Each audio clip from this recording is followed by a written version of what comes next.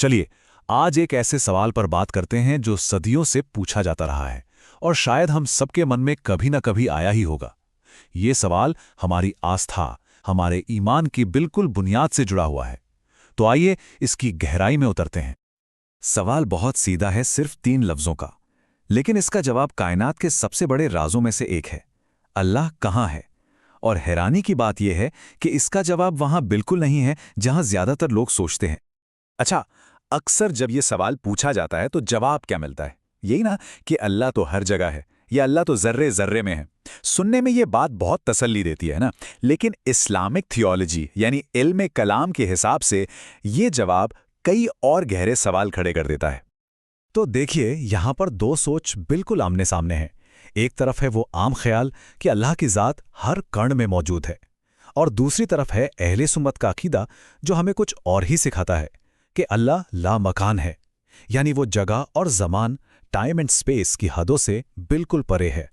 तो मन में सवाल उठता है कि भाई, इस जवाब में दिक्कत क्या है? सुनने में तो कितना अच्छा लगता है, तो फिर इस्लामी विद्वानों ने इसे एक मसला क्यों माना? आइए इसकी 3 बड़ी वजहों को समझते हैं। देखिए, अहले सुन्नत के उलमा के मुताबिक इस एक जवाब से 3 बड़ी उलझनें पैदा होती हैं। पहली ये कि ये अल्लाह की असीमित बेपनाह ज़ात को हद में बांध देता है। दूसरी, इससे एक जिस्म, एक फिजिकल बॉडी का ख्याल आता है। और तीसरी, इससे अल्लाह की शान में बेअदबी का पहलू निकलता है। पहली मुश्किल को यूं समझिए, अल्लाह की ज़ात है लामहदूद, मतलब जिसकी कोई हद ही नहीं, कोई सीमा नहीं, वो अनंत है। जबकि कोई भी जगह, चाहे वो एक कमरा हो या ये पूरी कायनात, उसकी तो एक हद है, एक बाउंड्री है।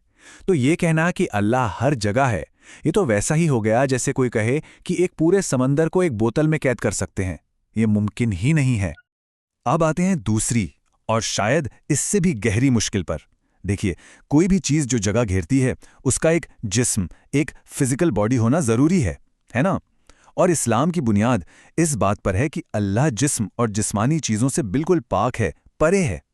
इसलिए उसे किसी जगह में मानना इस बुनियादी अकीदे को ही तोड़ने जैसा है। और ये मसला कितना संजीदा है, इसका अंदाज़ा इमाम अबू हनीफा के इस कौल से लगाइए। उन्होंने साफ साफ कहा कि अल्लाह के लिए जगह मानना कुफ्र है। मतलब ये कोई छोटी मोटी बहस नहीं है, ये अकीदे की बुनियाद से जुड़ा मसला है।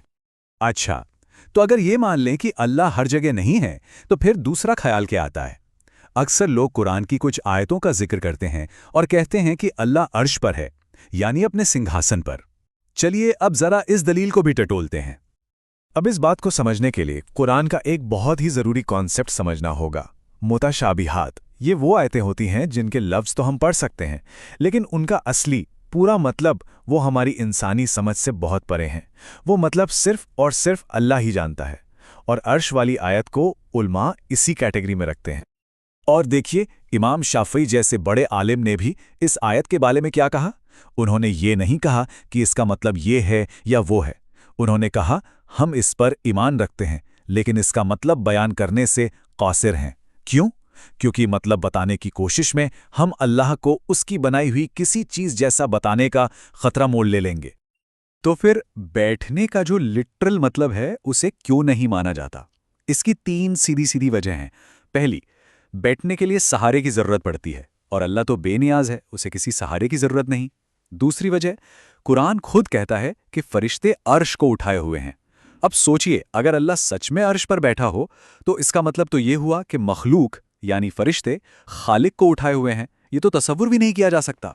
और सबसे अहम बात, हिलना, बैठना, उठना, ये सब बदलाव की निशानियां हैं, और अल्लाह की ज़ात हर तरह के बदलाव से पाक है।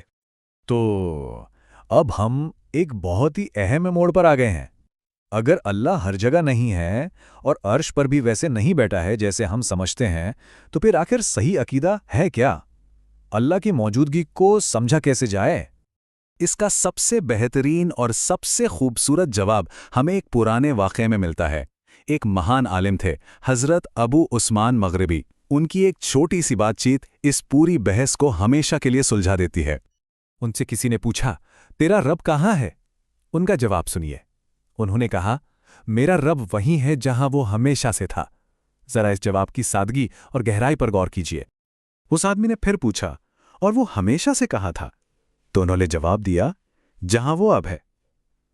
बस बात खत्म। क्या मतलब हुआ इसका? اس کا سیدھا مطلب یہ ہے کہ کہاں کا سوال، یہ جگہ کا کانسیپٹ، یہ اللہ پر لاگو ہی نہیں ہوتا، وہ ان چیزوں سے پرے ہے۔ اور یہیں سے ہمیں اہل سنت کا وہ بنیادی عقیدہ ملتا ہے، لامکان۔ مطلب اللہ جگہ سے پاک ہے، جگہ سے پرے ہے۔ سیدھی سی بات ہے، جس نے خود جگہ کو پیدا کیا ہو، ہم اسے جگہ کی حدوں میں کیسے قید کر سکتے ہیں؟ تو اس پوری بات چیت کا نچوڑ کیا ہے؟ یہ 3 باتیں یاد رکھیں۔